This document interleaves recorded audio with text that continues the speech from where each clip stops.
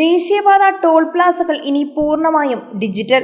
April 1 മുതൽ FASTag UPI മാത്രം.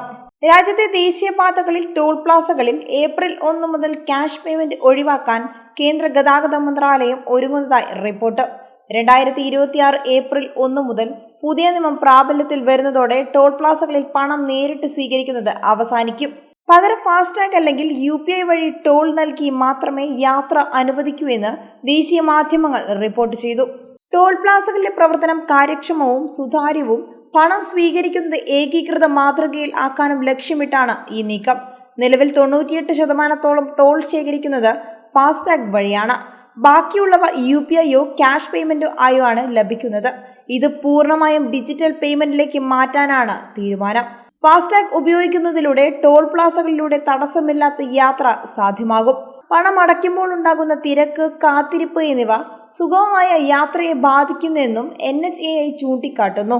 Toll പ്ലാസകളിലെ തിരക്ക് കുറയ്ക്കുന്നതിനോടൊപ്പം യാത്രക്കാർക്ക് സമയലാഭവും ഇതുവഴി ലഭിക്കും.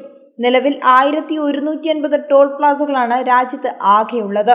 കേരളത്തിലും ദേശീയപാത നിർമ്മാണം അതിവേഗം പൂർത്തിയാകുന്നതിനോടൊപ്പം ടോൾ പ്ലാസകളും പ്രവർത്തനം ആരംഭിക്കുന്നുണ്ട്. നിലവിൽ ദേശീയപാത ഫീ നിയമപ്രകാരം ഫാസ്ടാഗ് ഇല്ലാത്ത വാഹനങ്ങൾക്ക് പണമായിട്ടാണെങ്കിൽ ഇരട്ടി തുകയാണ് ടോളായി ചുമത്തുന്നത്. UPI വഴി അടയ്ക്കുകയാണെങ്കിൽ 1.25 മടങ്ങ് അധികം നൽകണം.